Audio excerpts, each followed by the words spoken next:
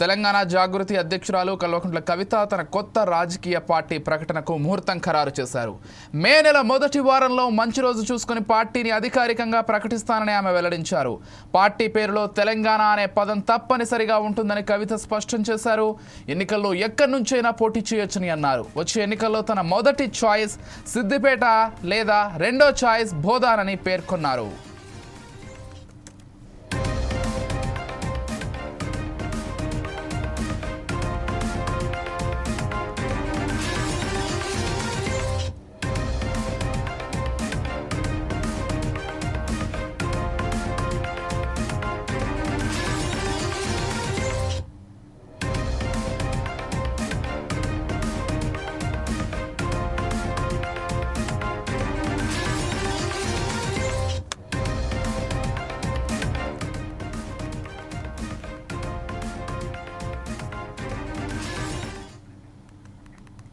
Right. Telangana జాగృతి అధ్యక్షురాలు కల్వకుంట్ల కవిత తన కొత్త రాజకీయ పార్టీ ప్రకటనకు ముహూర్తం ఖరారు చేశారు.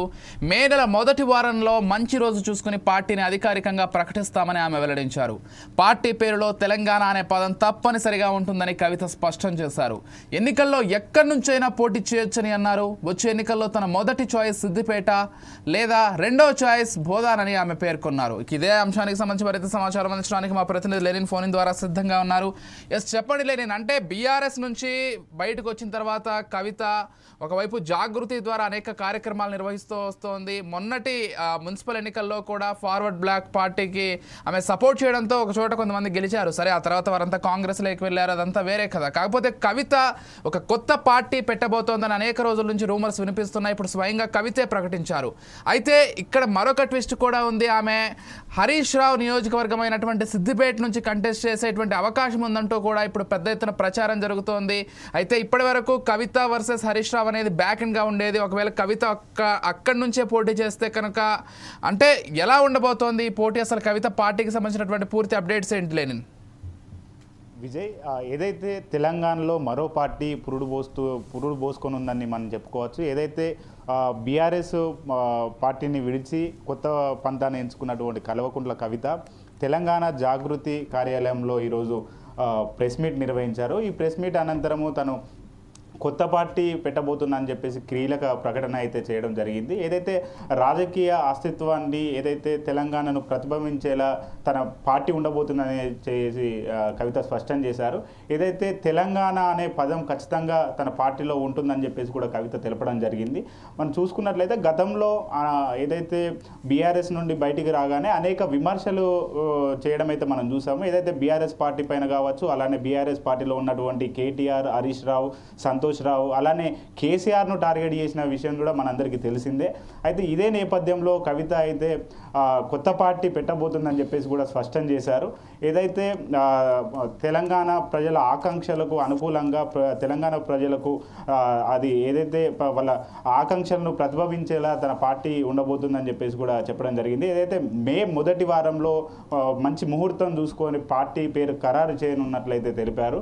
గతంలో మనం చూసుకున్నట్లయితే కవిత జనం బాట పేరు మీద అనేక మంది అయితే కలవడం జరిగింది. ఇదే ప్రజల నుంచి మంచి రెస్పాండ్ రావడంతో ఖచ్చితంగా కొంత పార్టీ పెట్టాలి, పార్టీ పెట్టి తెలంగాణలో జరిగేటువంటి 2029 ఎన్నికల్లో తన పార్టీ తరఫున అనేక మందిని అసెంబ్లీకి పంపాలనే ధ్యేయంతో నేను పార్టీ పెడుతున్నట్లయితే వాళ్ళు కొంత స్పష్టమైతే చేశారు. ఏదైతే మున్సిపల్ ఎన్నికల్లో కూడా చూసుకున్నట్లయితే తను పార్టీ ఏదైతే ఏఐఎఫ్బి ఫార్వర్డ్ బ్లాక్ సంబంధించినటువంటి పార్టీ నుండి తన మద్దతుదారులు అయితే పోటీ చేయడం జరిగింది.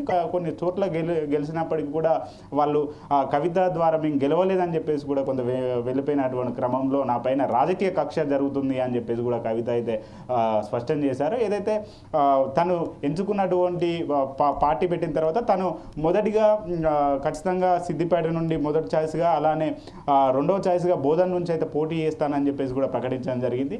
ఒకవైపు రాజకీయంగా కూడా ఒక చర్చనీయాంశంగా అయితే మారిందని చెప్పుకోవచ్చు. గతంలో ఏదైతే బీఆర్ఎస్ పార్టీని వీడిన సందర్భంలో కొంతమంది దయాలు కేసీఆర్ చుట్టూ చేరాయి అని చెప్పేసి కూడా కవిత అయితే చెప్పడం జరిగింది.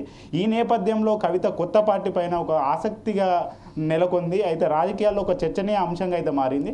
మరి కవిత పోరాటం ఎవరి మీద ఉండబోతుంది, ఇటు బీజేపీ పైననా, కాంగ్రెస్ పైననా, బీఆర్ఎస్, కవిత జెండా ఏంటి, ఎజెండా ఏంటి అనే అంశాలపైన అనేక కొంత ఆసక్తి అయితే నెలకొన్నది. ఒకవైపు మనం చూసుకున్నట్లయితే కవిత బయటికి రాగానే కొంత బీఆర్ఎస్ పైన వెయిట్ పడుతుంది, బీఆర్ఎస్ చేసినటువంటి అవినీతి బయట పెడుతుంది అని చెప్పేసి కూడా చెప్తున్నటువంటి తరుణంలో కవితను నమ్మే పరిస్థితి లేదు.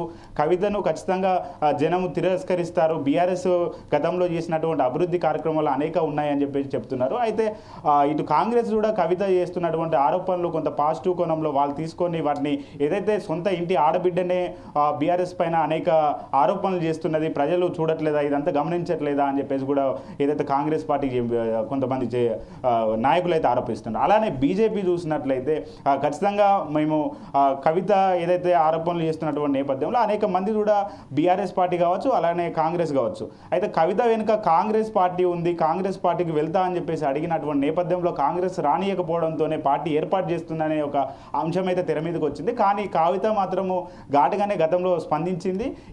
ఎవరు నన్ను ఇప్పటివరకు ఏ పార్టీకి కూడా ఆహ్వానించలేదు, ఖచ్చితంగా కొత్త పార్టీ పెట్టి తీరుతా, నాయకులను ఏదైతే వాళ్ళు ప్రజల ఆకాంక్షలు తీర్చాలనుకుంటున్నటువంటి కొత్త నాయకత్వాన్ని నేను పురుడు పోస్తా అని చెప్పేసి కూడా చెప్పడం జరుగుతుంది. గతంలో ఏదైతే బీఆర్ఎస్ పార్టీలో ఉండి అనేక మంది టికెట్ ఆశించి మోసపోయినటువంటి అనేక మందిని కూడా కవిత ఇప్పటికే కలుస్తున్నారు. వాళ్ళందరినీ కలుపుకొని పోయి కొత్త పార్టీ పెట్టి ఏదైతే కొన్ని ఇప్పుడు చూసుకున్నట్లయితే ఆర్టీసీ సమస్యలు కావచ్చు, అనేక సమస్యల పైన ఇప్పటికే జనంలో ఉంటున్నారు. వీళ్ళందరూ మనకు కలిసి వస్తారు అనే ఒక నేపథ్యంలో కవిత అయితే బలమైన నమ్మకంతో అయితే పార్టీ పెట్టబోతుంది. Vijay. Yes, thank you Lenin.